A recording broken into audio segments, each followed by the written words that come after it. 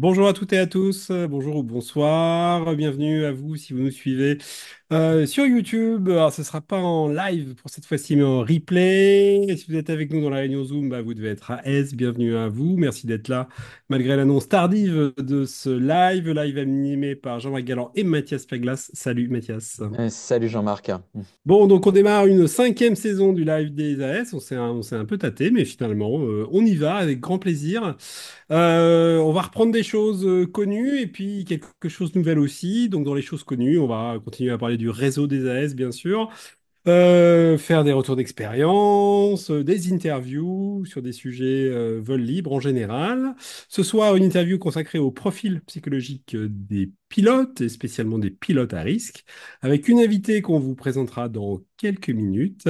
Mais avant tout ça, bah aussi une nouvelle rubrique hein, où il va être question de ce qui se passe à la Fédé en termes de sécu. Et il vous a pas échappé qu'il se passe des choses en ce moment. Mais peut-être avant, Mathias, on démarre avec une rubrique classique, l'actu du réseau des AS. Raconte-nous où en est notre cher réseau des AS. Eh bien, Jean-Marc, un chiffre pour commencer. On est arrivé au chiffre hallucinant, hyper bon en tout cas. 335 AS à ce jour dans le réseau. C'est la plus forte croissance qu'on ait eue ces dernières semaines. Peut-être à la faveur des AG dans les différentes structures. En tout cas, on est passé de 300 à peu près à 335 en très peu de temps. Voilà. Super, bon alors moi j'aimerais bien rejoindre ce réseau, mais comment je fais pour devenir AS? Eh bien, écoute, c'est très simple. Pour être AS, pas besoin d'une AG, on peut le devenir quand on veut. On peut avoir autant d'AS qu'on veut dans une structure fédérale, que ce qu'il soit des clubs, des écoles, des CDVL, des ligues, des commissions, des comités nationaux parapente, Delta, Kite, etc. Hein, toutes sortes de structures. Et puis, il faut se faire inscrire sur l'intranet fédéral de la structure en question. Et dès que vous êtes inscrit, vous avez accès à un nouveau monde, une nouvelle en-tête sur votre intranet fédéral avec toutes les ressources du réseau des AS, de quoi se connecter au Discord. Et bien sûr, n'oubliez pas de cocher la case pour autoriser le partage de toutes vos coordonnées en interne à la fédération, parce que ça permet de mailler le réseau et de pouvoir se contacter entre les AS. Comme ça, Mathias pourra vous appeler à toute heure du jour et de la nuit. Qu'est-ce qui se discute dans le réseau en ce moment, Mathias? Alors, il y a quatre grandes discussions, je dirais, sur le réseau des AS en ce moment. Il y a des discussions autour du passage de la charte au label Paracheck, avec des discussions intéressantes sur à quoi ça sert les révisions, pourquoi on passe par la révision pour revendre son matos, par exemple, ou autre. On parle aussi de culture toxique, on vous en avait déjà parlé dans ce live, avec en ce moment enfin voilà, plein de discussions autour des biplaces en station qui ont des comportements qui sont pas à l'honneur ou à l'avantage du vol libre. Et voilà. Troisième discussion intéressante, c'est est-ce qu'on ne pourrait pas utiliser l'application Zello sur les smartphones pour, en alternative à la radio, avec plein de tutos, etc., fabriqués par les AS. Donc ça, c'est super intéressant et je pense que ça va se diffuser assez vite dans les différentes structures. Et enfin, on va faire un focus particulier sur une discussion. Il s'agit de la différenciation entre les incidents et les accidents. Je pense que Jean-Marc, tu veux bien préciser tout ça. Oui, oui, oui, on en parle parce que c'est vraiment un marronnier du Discord des AS. Ça revient régulièrement. Qu'est-ce que c'est qu'un incident? Est-ce qu'on peut toujours parler d'incident? Alors, petite mise au point. Historiquement, classiquement, un accident, c'est quand il y a des blessés. Un incident, par contre, c'est un événement qui est indésirable, où il n'y a pas de blessés, mais dont la répétition est accidentogène. Ceci dit, on ne s'arrête pas là, parce que pour certains AS, le terme incident, il est embêtant parce que bah, les pilotes ont tendance un petit peu à les ignorer, à invisibiliser ces événements, parce que ce n'est que des incidents, entre guillemets. Alors que, évidemment, hein, on est tous d'accord dans le réseau, il faut comprendre, débriefer et partager tous ces incidents, tolérance zéro sur les incidents. Alors du coup, il y a plusieurs propositions pour remplacer le terme incident. Alors certains parlent plutôt de presque accident pour remplacer incident. D'autres, plus généralement, d'événements de sécurité, hein, ce qui recouvre à la fois les incidents et les accidents. D'autres, enfin, parlent d'accidents matériels quand il n'y a pas de blessés, mais juste des dégâts matériels.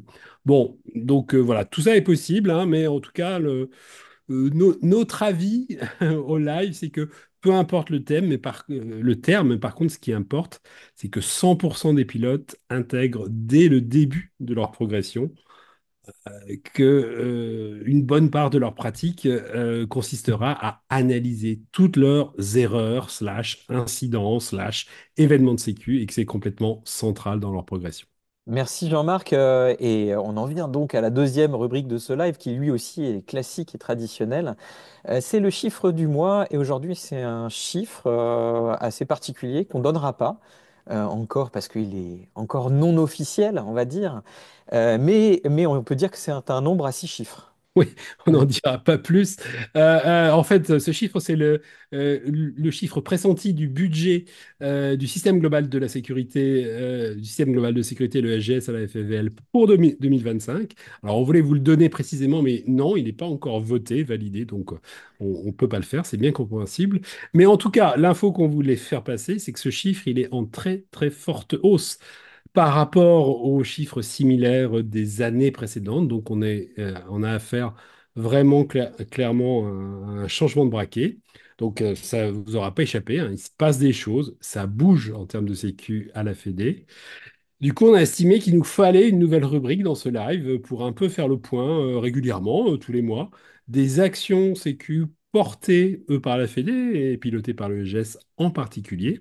Et alors évidemment, on a fait appel à qui? On a fait appel à Jean-Louis Desbiais pour venir nous en parler ce soir. Oh, je sais pas, on va prendre le temps qu'il faut, peut-être 10-15 minutes. Jean-Louis, si tu veux, voilà, rallumer micro et caméra. Bonsoir. Bonsoir, merci de m'accueillir et c'est un vrai grand plaisir pour moi de me retrouver parmi vous.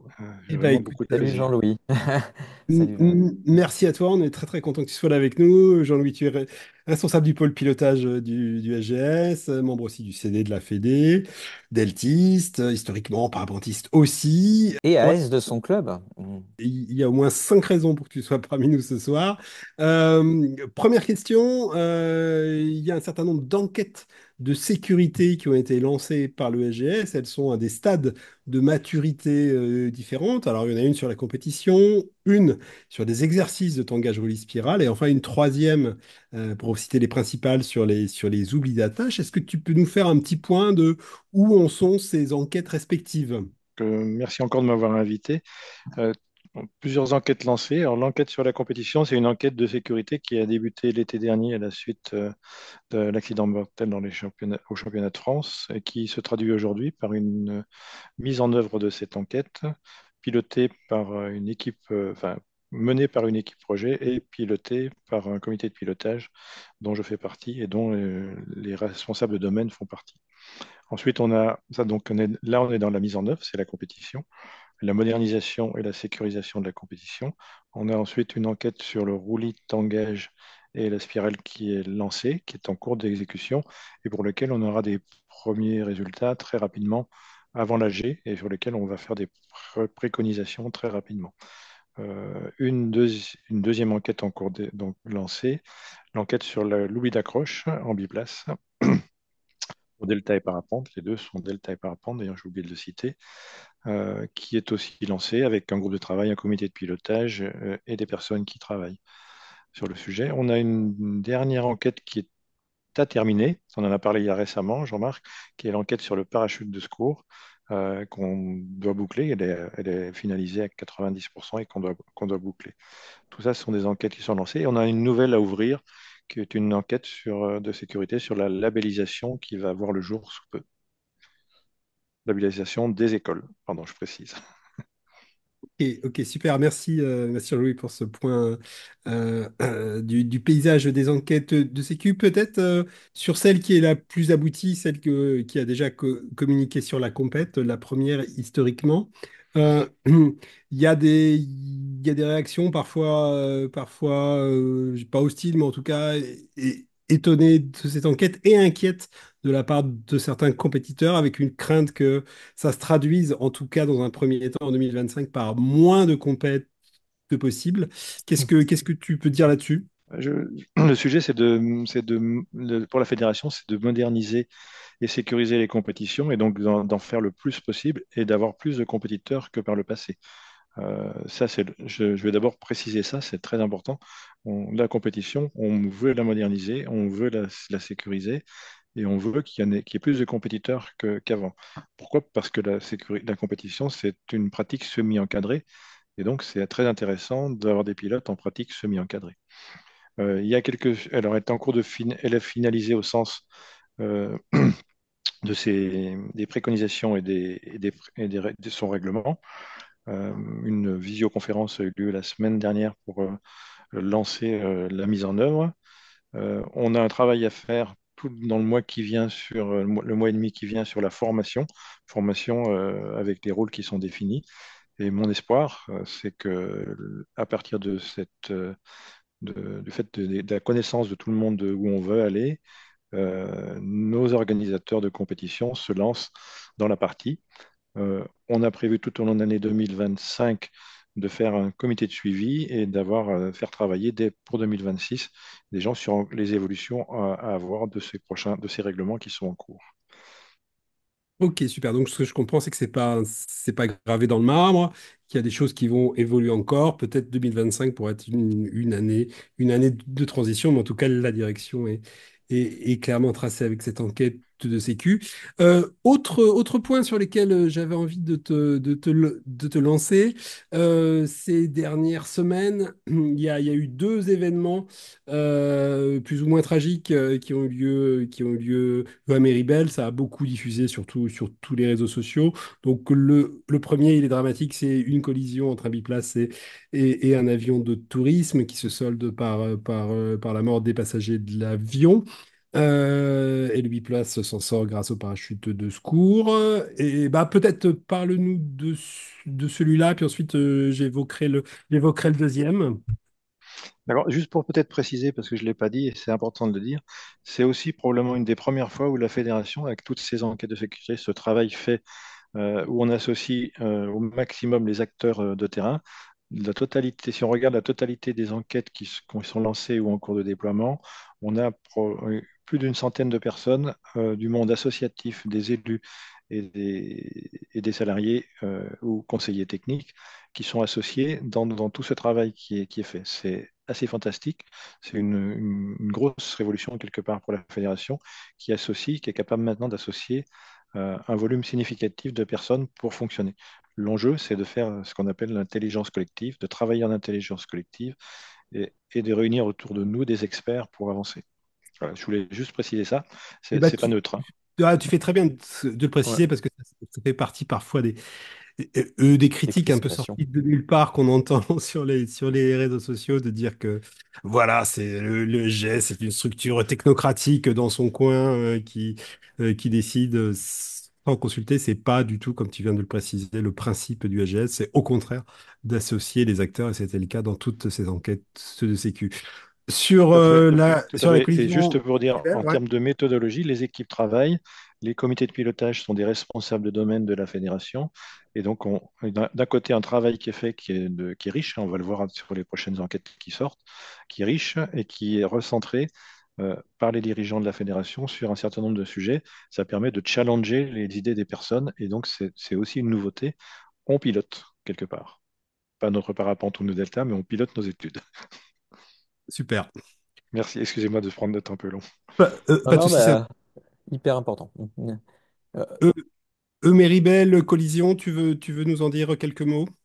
Oui, alors Méribel la collision, tout d'abord, euh, peut-être, je vais commencer par l'histoire.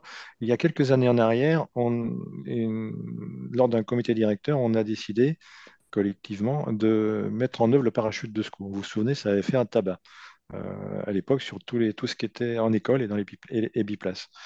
Euh, quelques années après cet accident, elle nous montre que on a réussi, puisque d'abord j'ai une pensée pour les pilotes de l'avion qui se sont tués, mais le pilote et le passager du parapente, le pilote a tiré son secours avec brio, et donc c'est une réussite, parce qu'il avait son parachute de secours. On est là devant une réussite liée au fait qu'il y a 3, 4, 5, 6 ans en arrière, on a pris des décisions qui étaient parachute de secours obligatoire. Ce que je constate aussi, c'est qu'on l'a entendu, ça a fait un peu de bruit, ça, cette affaire, qu'un certain nombre de pilotes biplaces, notamment en station l'hiver, n'ont pas de parachute de secours. Je les encourage fortement à s'équiper de parachute de secours. On en a sauvé un en faisant comme ça. Et lui, on est le premier content. Ok. Euh, Merci. voilà. Deuxième. Après, l'enquête est en cours, donc j'en dirai pas plus, hein, évidemment. Euh, Ouais, mais il y a bien sûr sur un événement comme ça une enquête fédérale et puis aussi une enquête du BEA et aussi une enquête judiciaire, j'imagine. Et donc là, c'est pas la temporalité ni l'endroit pour en dire plus là-dessus. Deuxième événement, par contre, où peut-être on peut en dire un petit peu plus, qui concerne Nemery Bell, c'est quelques jours avant la collision. Je pense qu'on l'a tous vu passer sur les réseaux sociaux, un biplaceur qui tangente un toit, touche un toit, survole une foule, perd un ski. Voilà, ça se termine sans blessé, mais on n'est pas passé loin du drame. Là-dessus, on a vu, je pense, toutes et tous une réaction forte de la Fédé avec un texte, avec des mots comme commission disciplinaire ou conseil de discipline, je ne sais plus quel est le terme. Tu veux nous en dire deux mots de cette affaire-là? oui, tout d'abord, on peut se dire que quand on a des accidents de ce type, et parce qu'on a des professionnels, c'est pas n'importe qui, des professionnels qui font des choses qui sont prohibées, interdites, eh bien, on est un peu dans un constat d'échec parce que nos professionnels, ils devraient plutôt montrer l'exemple. Donc, on est dans un constat d'échec. On le traite individuellement à travers la position qu'a eu la fédération, et je peux dire que le comité directeur de la fédération a été unanime pour dire qu'il fallait aller jusqu'au conseil de discipline, même si c'est un constat d'échec. Mais l'enjeu pour améliorer la situation, c'est d'avoir des effets sur le système et donc de travailler sur le fait que ces choses n'arrivent pas.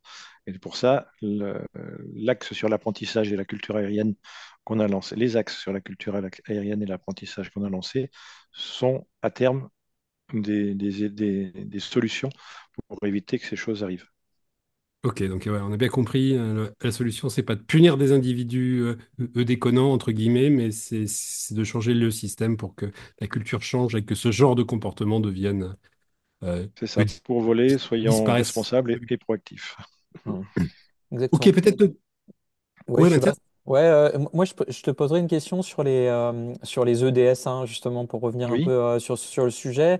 Est-ce que tu peux expliquer comment sont constitués les groupes de travail, le fait que ça intègre, tu as parlé d'experts tout à l'heure, est-ce que tu peux expliquer qui sont ces experts, où est-ce qu'on les trouve, est-ce que c'est des pilotes lambda ou pas, ça pourrait, voilà, donc, plein de questions. Est-ce que ça fait partie des, parce que ce sont des licenciés tout simplement, enfin voilà, ça fait. oui, alors, oui, ce sont des licenciés. Ils peuvent d'ailleurs ne pas être licenciés. Ce qu'on cherche, c'est des compétences. Donc, on constitue des groupes de travail à partir de compétences dont on pense qu'elles sont nécessaires, qu'on a identifiées plutôt comme nécessaires pour résoudre, pour aller vers les préconisations et résoudre les problématiques qu'on a mis en exergue.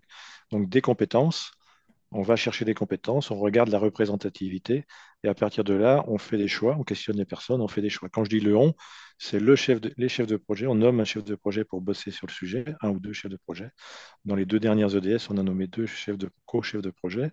Donc on va chercher ces compétences, on fait attention à ce qu'ils ne soient pas trop nombreux. Ça constitue une équipe projet qui peut, elle, se démultiplier en sous-groupes de travail, qui va encore associer d'autres personnes compétentes pour aller expertiser certaines problématiques. Ça, c'est Mhm. la partie je travaille. Et dans la partie je pilote, donc là, on va réunir, alors systématiquement, on va prendre des animateurs sécurité dans chacune des EDS, vous l'avez constaté, et j'en profite pour les remercier grandement, puisqu'ils apportent leur pierre à l'édifice, euh, aussi bien dans les groupes de travail que dans les comités de pilotage. Et donc, dans les comités de pilotage, là, on prend des responsables des domaines dans la fédération ou d'acteurs de terrain, et on constitue un comité de pilotage qui va valider les travaux proposés par les équipes projet et les chefs de projet. Et valider les orientations, quoi. Ça, Et il y a notamment, quand tout à même fait. vraiment quelque chose là-dessus, les points d'attention, etc., hein. Je sais Et pas je si- peux vous dire, tu y as participé, Mathias, Ouais, d'ailleurs, je veux le c'est dire, pour ça que. et je peux vous dire que ces comités de pilotage sont réellement nécessaires parce que on a réorienté les travaux des groupes plusieurs fois et c'est sain que ce soit comme ça. Les groupes de travail sont à fond, bossent, et le comité de pilotage regarde ce qui est fait, valide, dans la majorité des cas on valide, et réoriente si c'est nécessaire. Ok, merci Jean-Louis de nous avoir Merci. un peu déniaisé sur le fonctionnement de ces enquêtes sécu. Je pense que c'était important de le faire. Dernier point que je voulais voir avec toi, qu'on voulait voir avec toi, le projet, pardon, l'action Voler mieux. Quid en 2025 de Voler mieux? Alors, voler mieux, on a voler mieux et kiter mieux. Ce sont deux pour inclure l'ensemble des domaines de la fédération, des disciplines. Donc, sur ces deux domaines, un certain nombre de personnes des années passées ont commencé à travailler sur le sujet. On a créé un groupe de travail pour orienter ces actions. Avoir de l'efficacité en sécurité, c'est coordonner les actions pour qu'elles soient efficaces globalement. Donc, l'objectif, c'est bien de garder voler mieux et kiter mieux, de regarder quels sont les items qui sont au service des actions et des axes dont on vient de parler, apprentissage et culture aérienne, parachute de secours et des enquêtes de sécurité qui sont en cours, et de lancer des actions qui sont en cohérence avec ça. Ce petit groupe de travail nous donne On fait pareil, on a fait un groupe de travail, un petit comité de pilotage, et sous 15 jours, ils vont nous donner la liste des actions, on aura la méthodologie, et on va lancer les projets Voler mieux et Qualité mieux. Et ça s'inscrira dans ce qu'on appelle maintenant le plan d'action 2025 du SGS. Ok, super. Tout ça, s'inscrivant dans la thématique générale du parcours d'apprentissage, quoi. Comment on Complètement. permet à 100% des pilotes de se former 100% du temps, quoi. Donc soyez rassurés, si certains étaient inquiets, il y aura bien un Qualité mieux, il y aura bien un Voler mieux. Les actions vont se lancer très rapidement. On est un peu en retard et je vais m'en excuser d'ailleurs. Ben, merci, grand Et merci. Jean-Louis, tu veux rajouter quelque chose avant Non, je qu'on... suis très content que vous m'ayez invité. Et je veux peut-être dire que je remercie les initiateurs du réseau des AS d'avoir fait cet outil superbe. C'est dit outil, mais c'est au sens noble du terme, hein. Cet outil superbe qu'est le réseau des AS et qui est vraiment un outil vital pour la fédération en matière de sécurité. Merci à vous. Merci à toi, Jean-Louis, et puis ben, à bientôt, parce que vous avez compris que ça va être une rubrique récurrente Et à dans le live. bientôt. Bon live. Merci. Mathias, après ces nouvelles du SGS, on embraye sur une rubrique classique pour le live. L'actu de la Sécu sur le web. Tu as fait une pêche fructueuse ce mois-ci, oui. raconte-nous. Eh Alors, ben, première ressource, je crois que c'est un docu Arte, c'est ça? ouais, un docu Arte un peu dramatique sur la prise de décision en situation extrême dans une tempête en montagne. C'est un docu où on suit un groupe de randonneurs à ski qui fait Chamonix-Zermatt, hein, un itinéraire classique en ski de randonnée, et qui ont été pris dans une tempête sans précédent, donc quand même avec un bilan très lourd, puisque sur ces 8 randonneurs, seuls 3 s'en sortiront. On y découvre dans ce documentaire les prémices, hein, les prises de décision problématiques, les biais cognitifs, les erreurs qui font la différence en situation extrême entre la vie et la mort. On va y apprendre aussi comment un groupe peut créer des représentations fausses ou disjointes de la réalité. Euh, 1h30 d'analyse et de retour d'expérience sur une catastrophe où le renoncement finalement aurait été probablement la bonne décision à prendre. Ouais, c'est toujours facile à dire après, Ouais. mais en tout cas, le doc est très très éclairant sur ce que tu viens de dire. Je vais pas répéter sur les process de décision qui mènent parfois à la mauvaise décision. Bon, hein, on pouvait pas faire un live et une revue sans une vidéo de Greg Hammerton. Alors, c'est quoi la vidéo de Greg Hammerton du mois? Alors là, c'est une interview, c'est un format qu'il n'utilise pas forcément hyper souvent. Donc on découvre dans cette interview une vision, sa vision en fait, du parcours d'apprentissage en parapente, du début en fait, en parcourant toute la progression et surtout les points d'attention nécessaires si on veut progresser de manière vertueuse. Et on y découvre l'importance du travail au sol, par exemple, mais ça, vous en doutiez, c'est quelque chose d'important, mais aussi de l'analyse, de la réflexivité, hein, l'idée de se replacer dans un contexte et de réfléchir sur nos actions, hein. Et puis, l'idée est donc de progresser dans de bonnes conditions et plus en sécurité que si on n'a pas justement cette vision du parcours d'apprentissage. Ouais. Et ben voilà, écoutez ça, ratez pas ça, c'est en anglais, mais en plus de ça, vous allez améliorer votre anglais. Donc, c'est cool. Troisième ressource, alors là, c'est une ressource de Nicolas Bronner qui déconstruit un mythe. Les thermiques, ça ne descend pas autour des thermiques. Qu'est-ce que c'est que cette histoire, hein, Mathias? Bah oui, on a quand même cette idée reçue que quand vous allez rentrer dans un thermique, vous commencez par avoir de l'air qui descend et puis après, vous trouverez de l'air qui monte. En fait, c'est pas du tout ce qui se passe et Nicolas Brunner nous l'explique. En fait, il y a bien autour du thermique une zone de friction qui est relativement impropre au vol car hyper turbulente. Et que, ben, évidemment, on a des problèmes de portance qui sont provoqués par cette zone de friction et turbulence, mais globalement, c'est pas que l'air descend. Voilà. D'accord. Et qu'est-ce que ça change de savoir ça en termes de pilotage? Et ben, ça change pas grand-chose sur le pilotage. Par contre, ça change dans la conscience qu'on a de voler dans la turbulence lorsqu'on vole en thermique. Et ça, c'est fondamental parce que si on retient et si on n'oublie pas qu'on vole dans de la turbulence, évidemment, on va voler plus activement, piloter plus activement, etc. Voilà. Bon, en tout cas, merci à Nicolas Bronner pour cette belle ressource. On vous la conseille chaleureusement. Dernière ressource, une interview de Hugo Chabot, un ancien de chez Super, passé chez Air Design, je crois maintenant, C'est ça. par Julien Pétrizeau, qu'on salue parce que c'est un nouvel acteur dans le monde des podcasts de parapente. Raconte. Oui, son podcast ça s'appelle Sur la sellette. Pour l'instant, il y a deux numéros, il me semble.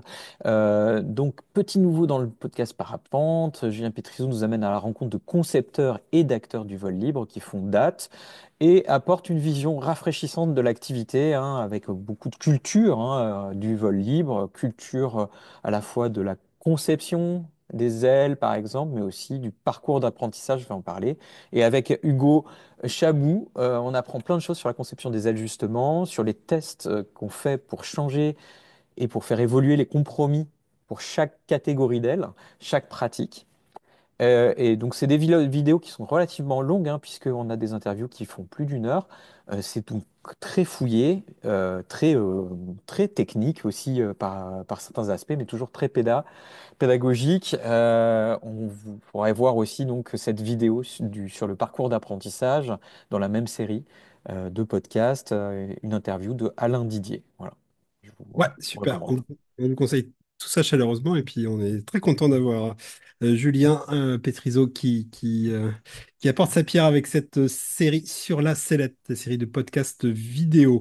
Et ben voilà, revue du web, belle récolte, on en a quatre. Vous allez bien sûr retrouver toutes les références vers les ressources citées par Mathias sur le Scoopit de Sécu Parapente FFVL dans la description de la vidéo sur YouTube, si vous nous regardez sur YouTube.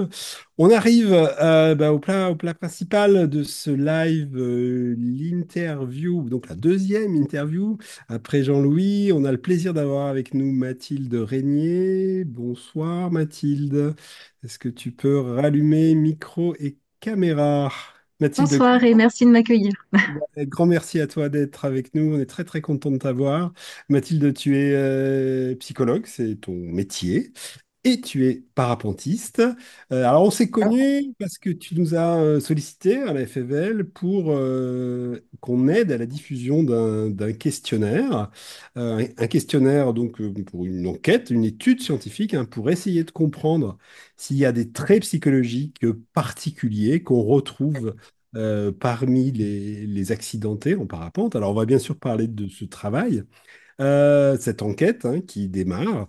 Mais avant, tu as fait un gros boulot de bibliographique pour voir ce qu'on savait là-dessus dans d'autres disciplines similaires, sport nature. Et évidemment, ce que tu as trouvé, ça nous intéresse au plus haut point. Qu'est-ce qu'il y a dans la littérature scientifique et quels sont les traits psychologiques qui surexposeraient aux accidents? Donc là, on va rentrer dans le champ de la psychologie. Donc parfois, le dialogue est un peu, enfin, le vocabulaire est un peu compliqué, mais je vais essayer d'être intelligible.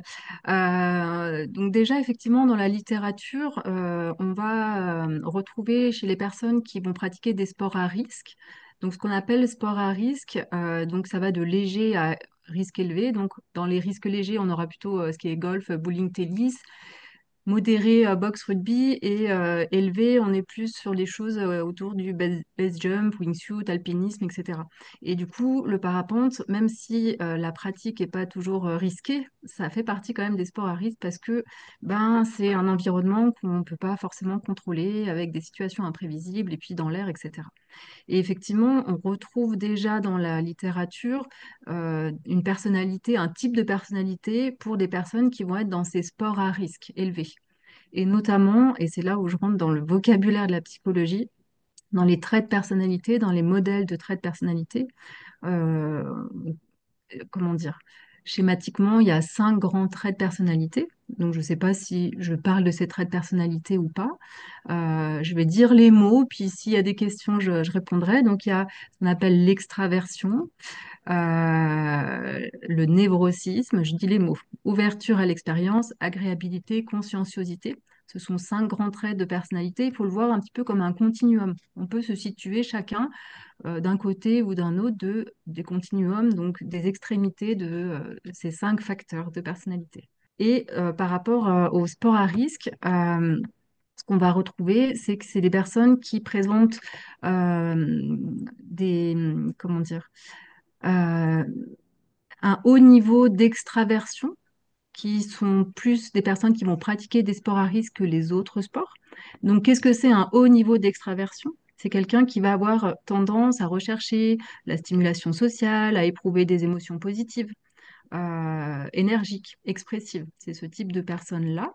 Donc attention, dans ce que je vous dis, on est sur des tendances, hein, sur des traits de personnalité prédominants. C'est jamais à généraliser pleinement. Ce qu'on retrouve aussi, c'est dans ces pratiquants de sport à haut risque, on va dire, c'est des choses aussi autour de la recherche de sensations. Donc, ce sont des personnes qui vont plus facilement rechercher des sensations, du danger, de l'aventure à travers ces sports-là que des personnes, ça c'est assez logique, mais en tout cas c'est retrouvé dans la littérature. C'est des personnes aussi qui vont pratiquer les sports à risque, qui vont avoir un plus haut niveau d'impulsivité. Donc l'impulsivité, c'est le fait d'agir sans forcément prendre le temps de réfléchir de manière un peu spontanée, sans planification et sans se poser comment dire, sans se poser la question des effets à long terme.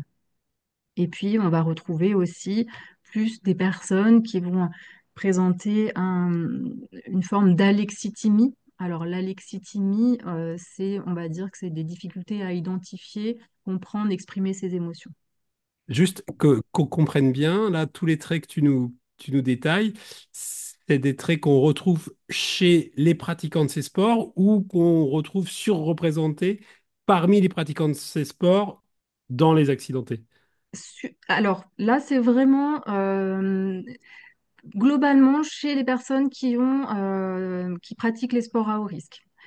Pas encore, je suis pas encore sur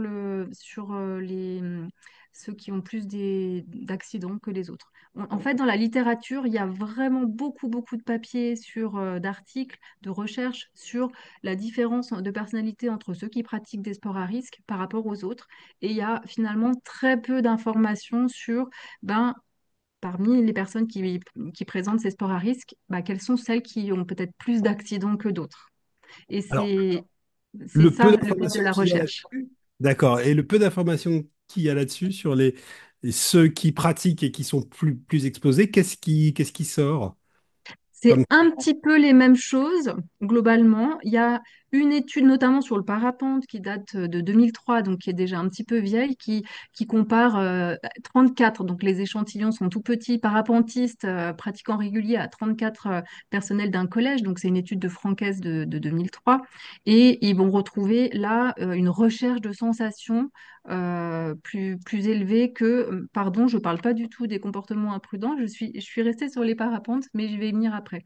Donc plus élevé. Par contre, effectivement, dans les comportements imprudents, il y a très peu d'études. On en retrouve chez des plongeurs. Entre des plongeurs qui ont des comportements à risque imprudents et puis des- ceux qui ont moins de comportements à risque, on va retrouver également un haut niveau d'extraversion. En fait, là, ça va être une combinaison de plusieurs traits de personnalité. c'est là où ça se complique, c'est des personnes qui vont présenter un haut niveau d'extraversion avec un faible niveau de conscienciosité. Alors, qu'est-ce que c'est la conscienciosité? J'ai parlé de l'extraversion tout à l'heure. La conscienciosité, c'est le degré d'organisation, de discipline, de sens de responsabilité, etc. Quelqu'un qui a un faible niveau de conscienciosité, bah, c'est quelqu'un qui va être plutôt spontané, désorganisé, qui va prendre les choses au jour le jour. Et donc, ces deux facteurs combinés, entre autres, on va dire un haut niveau d'extraversion et un faible niveau de conscienciosité, serait un profil un peu type des personnes qui pourraient avoir plus d'accidents que d'autres dans ces pratiques de sport à risque. D'accord. Donc ça, tu dis, c'est en plongée que ça a été bien montré, c'est ça? En plongée et après avec des petits échantillons aussi sur des sports à risque type parachute, deltaplane, je crois aussi. Voilà. Donc mais c'est vraiment à chaque fois en fait ces études sur des tout petits échantillons. Ça veut dire qu'il y a peu de personnes et donc c'est compliqué de généraliser, de faire des généralités à partir de ça.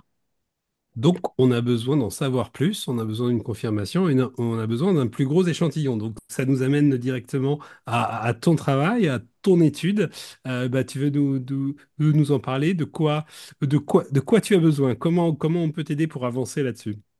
Donc oui, l'idée, c'était bah, du coup de faire une étude un peu sérieuse sur le sujet, comme il y a peu de choses et puis encore moins dans le parapente.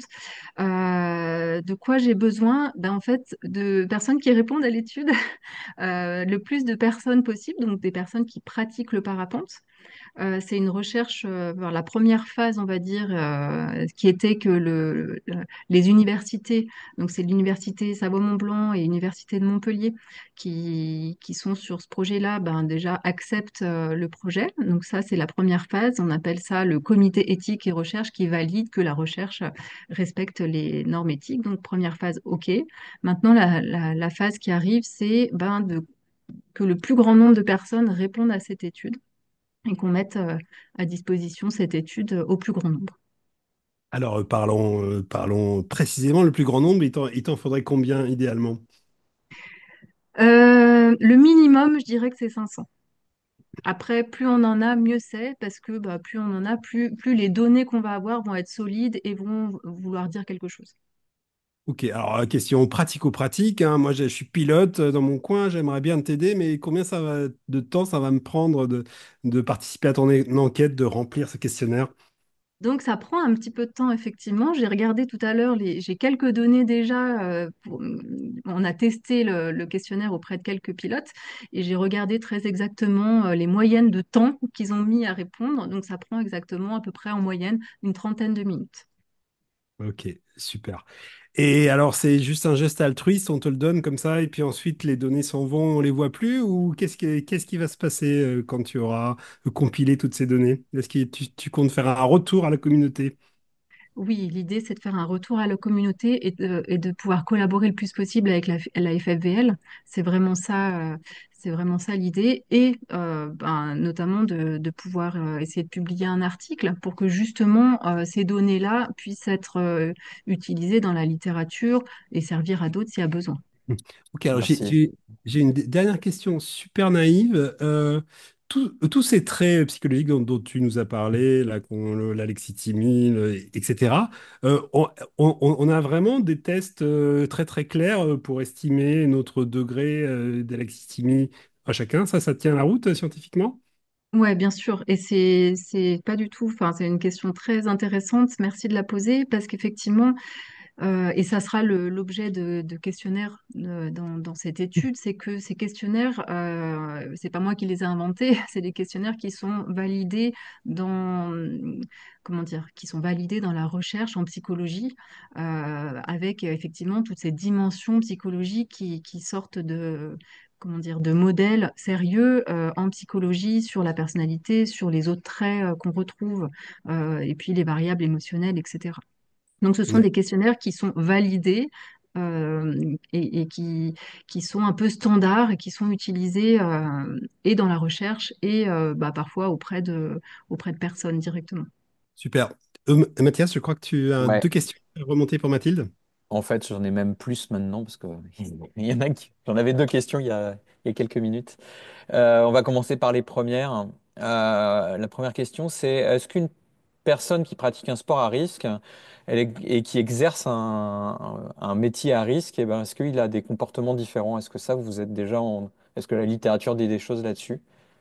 On Voilà. sait qu'on va retrouver des traits communs. Enfin, on sait que des personnes qui pratiquent des sports à risque peuvent aussi avoir d'autres pratiques à risque dans leur vie de tous les jours, mais que ce soit dans le travail, mais dans globalement les prises de risque qu'on retrouve dans la littérature, ça peut être autour de la consommation de drogue, d'alcool, et puis d'autres prises de Ah risque oui. dans la vie de tous les jours. Mais on retrouve aussi certaines corrélations, des liens entre les personnes qui ont des sports à risque et des prises de risque. Mais pas forcément, ça dépend des articles.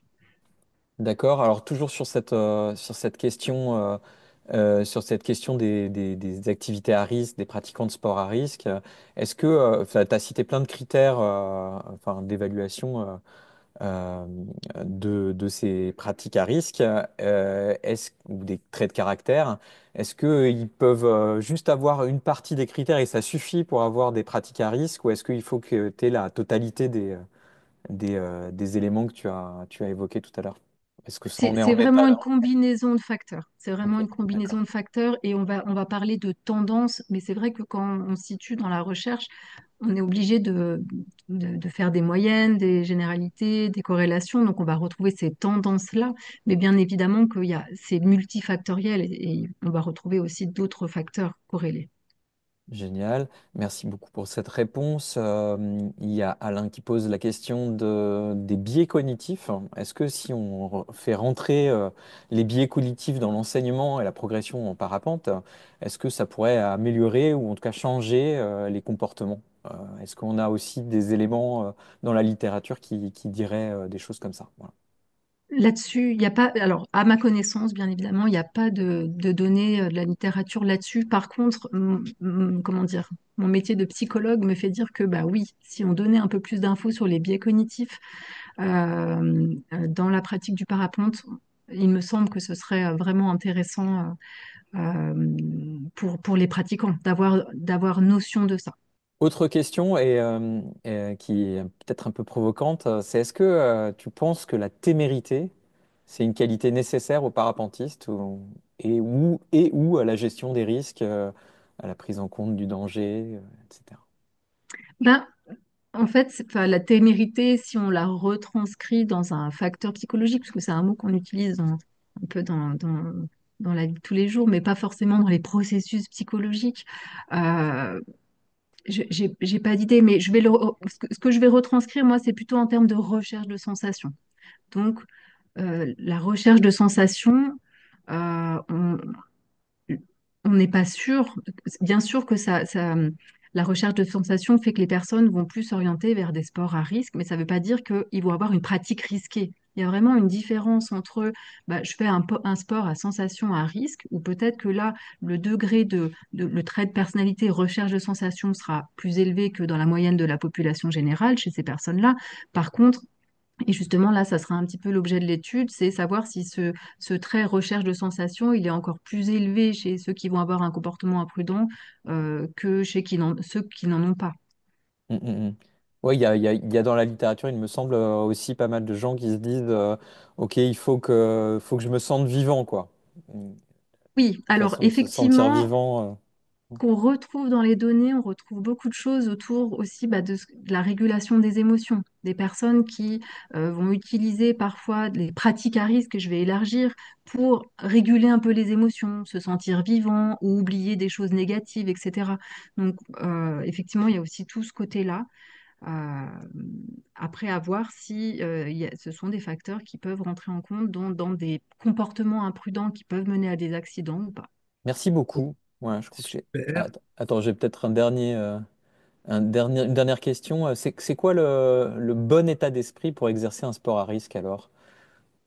Eh ben, Donner le la bon état recette. d'esprit ou en trait de personnalité, eh ben, justement aussi dans l'étude, l'idée, c'est pas que de chercher comment dire, les variables qui vont plutôt prédire des accidents ou des comportements imprudents, mais parce qu'il peut aussi y avoir des variables qui vont plutôt prédire des comportements prudents. Et c'est ce fameux degré de conscienciosité hein, des personnes qui prennent le temps et puis peut-être qui ont peut-être moins d'impulsivité aussi. Donc c'est sur toutes ces variables-là qu'on va faire cette recherche où pour l'instant, ben, voilà, on a des intuitions, on se rend compte que peut-être il y a peut-être des profils de pilotes qui ont plus d'accidents que d'autres, mais on n'a pas tellement de données sur justement c'est quoi ces profils de pilotes en termes de processus psychologique.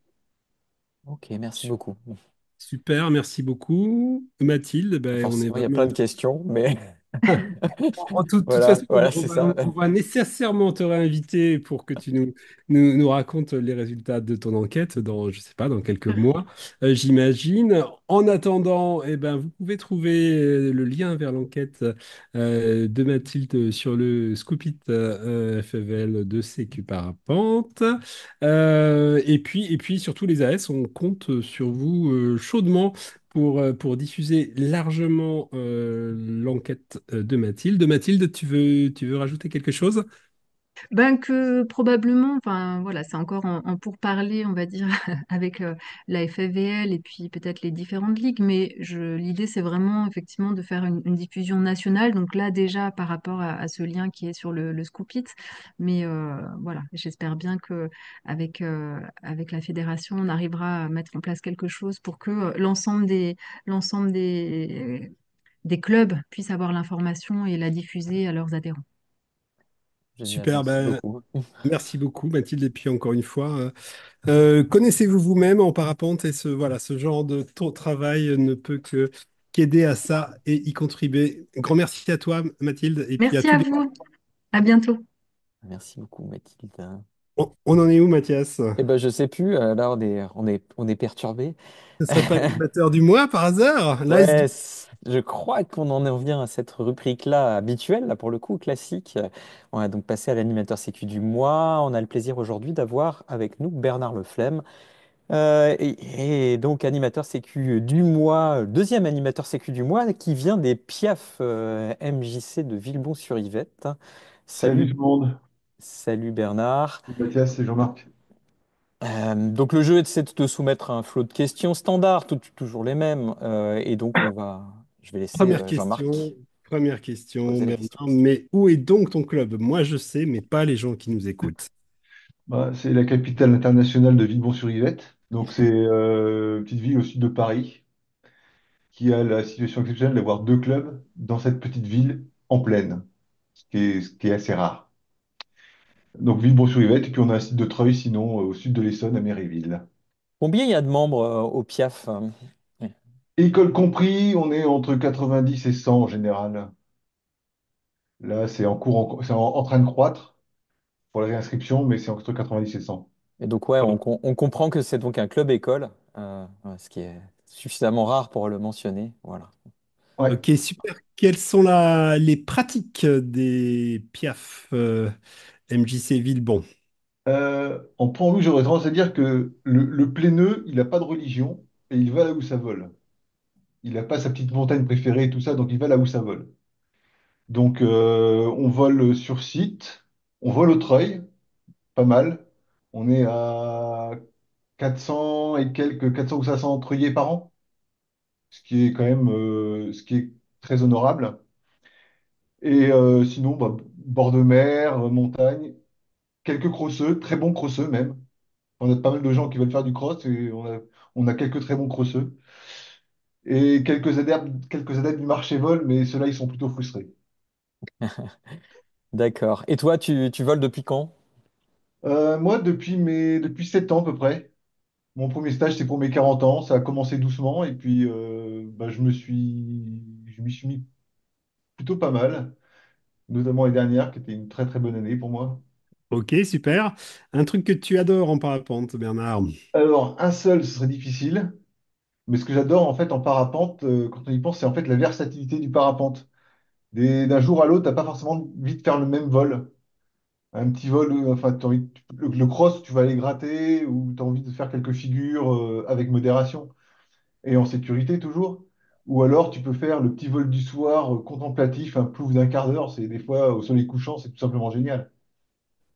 Un truc. C'est ça qui est vraiment riche et on peut faire ce qu'on veut en Ok, fonction de son état d'esprit. génial. Et un truc que tu détestes en parapente? Ouais. vaincre la gravité de mon canapé quand je dois partir pour aller faire du parapente. Ok, Ça, c'est très dur, des fois. Ok. ça va. Donc, que la force soit avec toi pour vaincre ton canapé. Qu'est-ce qui t'a amené à devenir animateur sécu, Bernard? Bah, la place était vacante dans le club, on en avait, et il a dû, pour des raisons personnelles, il a arrêté. La place était vacante et moi, le sujet m'intéressait. Je me posais pas mal de questions. Quand j'ai vu que ça bougeait, j'avais envie d'en être. Et donc, bah, j'en ai profité. Et me voilà. C'est très récent puisque ça date de décembre. Effectivement, on en avait parlé. Ouais. Une action que tu as testée et dont tu es content. Oui, bah, du coup, c'était avant d'être AS. C'était Il n'y a pas de, y a pas de mal. via la Ligue. J'ai créé un stage, en fait, atterrissage en milieu contraint. Ben, je suis entré en contact avec Maxime Bellemin. Euh, il présentait le projet, il a aimé le projet. Et on a construit le stage à trois. Donc Maxime, toute la partie pédagogique avec un élève moniteur, Eric. Et bon, moi, je me suis occupé de l'aspect logistique et FESA et organisation. Récupérer les sous aussi. Et en fait, le stage, au début, c'était plutôt pour des pilotes qui avaient des velléités de cross, qui voulaient se rassurer sur des atterrissages hors atterrissage officiel. Et en fait, là, ce coup-là, cette année, l'année dernière, pardon, on a fait deux week-ends. Un week-end plutôt BPI-BP et un BP-BPC. Et en fait, avec quelques ajustements, on s'aperçoit que même les jeunes pilotes sont en général très demandeurs de travailler l'atterrissage en particulier. Où en fait, ce qu'on développe, enfin, grâce au travail de Maxime et à la PEDA, c'est un gars qui est vraiment exceptionnel. On sort de notre zone de confort et on développe notre adaptabilité. C'est pas un stage d'atterrissage de précision, mais on se met des contraintes aérologiques, matérielles, environnementales, des contraintes virtuelles, puisque c'est quand même, on est sur des champs qui sont gigantesques, et on travaille autour de ça, et donc on améliore son atterrissage, sa précision, mais c'est une conséquence. Voilà. Génial. Et vraiment trouver son public. Super. Pour avoir eu la chance de participer comme stagiaire au stage, je confirme que c'est vraiment superbe, superbe initiative. Est-ce que tu rencontres des difficultés dans ton rôle d'AS, Bernard? Bah, une majeure, je suis seulement pilote. J'ai pas de formation de pédagogie, j'ai pas de voilà. Et donc j'ai des idées, mais il faut toujours que je cherche la validation d'un sachant. Voilà. C'est pas une corvée, mais les idées, faut que ce soit validé, que je parte pas en vrille sans le faire exprès, quoi. Ok, un Voilà. projet D'autant, d'action. Ouais. ouais, non, Un... pardon. Juste un petit détail, c'est Ouais, d'autant plus vas-y, en fait. vas-y. Bah, récemment, en fait, il y a des gens qui demandent, ouais, Autreuil, parce qu'on vole beaucoup Autreuil, qu'est-ce que je pourrais faire comme exercice? Je ne suis pas qualifié pour répondre. Un projet d'action qui te tient à cœur, que tu voudrais développer dans le futur, par exemple. Bah, là, on est sur. Bon, en fait, chez les Piaf, on a une petite équipe. Je suis le seul AS officiel, mais on est une petite équipe qui est intéressée par tout ce qui est sécurité. Donc, forcément, on réfléchit beaucoup et on travaille beaucoup sur le treuil, tout ce qui est processus, communication, pour que vraiment la trouiller, ça devienne un plaisir. On avait une réputation d'être des bourrins, on s'est beaucoup calmé, mais on va encore améliorer ça. Et je te vois sourire, Mathias, je vois pas pourquoi. Et la dernière en date, là, on a envie de créer un challenge d'approche. En Mm. fait, c'est pas travailler sur la PA, mais en fait, c'est toute la phase amont. Et au but, c'est atterrir précisément. Mais c'est toute la phase amont. C'est par exemple, je sais pas, dans l'idée, c'est une zone de perte d'altitude qu'on définit. On sort quand on veut, mais le tracé, la phase vente arrière, étape de base et finale est définie. On doit passer par des plots ou des cylindres, enfin voilà, à développer. Et toute action engagée en finale est forcément rédhibitoire. Et donc, ça force à travailler toute cette phase d'approche. Et voilà. Ouais, l'atterrissage, c'est mon dada. Génial. Super. Merci, Bernard. Quelque chose que tu voudrais rajouter pour terminer? Ouais, enfin, tu sais, l'atterrissage sur mon dada, c'est qu'en fait, je viens du parachutisme à la base. Quand j'étais plus jeune, j'ai fait du parachutisme un petit peu. Quand on veut atterrir avec une voile avec une finesse de 3, c'est facile. On atterrit rarement loin de l'objectif. Un truc qui a des finesses de 7, 8, 9, et on ne sait pas trop, ça demande un peu plus de toucher. Et c'était mon gros stress au début. Voilà. C'est pour ça que je me focalise sur ces domaines atterrissage. Merci beaucoup Voilà. Bernard, c'est vraiment chouette tous ces projets et ces réalisations. On va passer à la dernière séquence de ce live, hein, et il s'agit non pas d'un, mais ni de deux, ni de trois, en fait de quatre retours d'expérience du mois. Euh, voilà. Oui, oui, oui. Je dis merci à Bernard aussi. Oui, oui, quatre tours d'expérience sombres, tragiques, puisqu'il s'agit de quatre accidents mortels. Alors, ça vole pas chez nous en ce moment, ça vous aura pas échappé. Mais en revanche, ça cartonne là où ça vole. Et là où ça vole en ce moment, bah, c'est Tenerife et c'est la Colombie, entre autres. Donc, il y a eu quatre décès la deuxième quinzaine de janvier, deux en Colombie, deux à Tenerife. Alors, c'est pas des licenciés FVL, mais ça n'est pas moins tragique et pas moins intéressant en termes de retour d'expérience. Premier décès, une perte de contrôle suite à une fermeture en compétition, un pilote extrêmement expérimenté. Non-usage du secours, hein, malgré une altitude suffisante, autour de 300 mètres par là, pour le début de la perte de contrôle. Un oubli d'attache en Colombie aussi. Une noyade, donc une pilote qui s'est posée dans la mer à Tenerife cette fois. Et puis enfin, le dernier accident mortel à Tenerife, une collision d'un pilote aussi très expérimenté avec une ligne électrique en phase d'approche. Donc le pilote a pas vu la ligne. Donc voilà, on voulait reprendre ces quatre accidents, les mettant bout à bout, juste parce que c'est quatre façons de se tuer archi classiques euh, en parapente. C'est à peu près les quatre les plus fréquentes, hein. La perte de contrôle en vol plus ou moins haut, avec plus ou moins le parachute de secours qui pouvait sauver ou pas. Dans ce cas, c'était le cas. L'oubli d'attache, qui est malheureusement un accident récurrent dont on n'arrive pas à se débarrasser. On en reparlera évidemment. La noyade, bah, on en a vu pas mal hein, en 2024 à la FEVL. Bah, voilà, malheureusement, ça continue. Et enfin, la collision avec un obstacle en vol. Ça aussi, c'est malheureusement un classique. Bah, écoutez, voilà, maintenant, si vous ne saviez pas, vous saviez. Vous savez, pardon. Ok, merci Jean-Marc. On va terminer ce live. Le live est donc terminé pour aujourd'hui. On va se retrouver à la fin du mois prochain pour le prochain live des AS. Nouvelle formule. Et voilà, comme d'habitude, si vous avez des idées de thèmes d'invités, eh ben, vous pouvez nous écrire à live des AS tout attaché @fvl.fr. Ouais, Salut Jean-Marc. salut Mathias, et on peut même annoncer déjà le thème du prochain live. Il sera question, on parlera des parakites et on aura comme invité Manu Denecker et Tom Bourdeau de chez Little Cloud. À bientôt, merci de nous avoir suivis.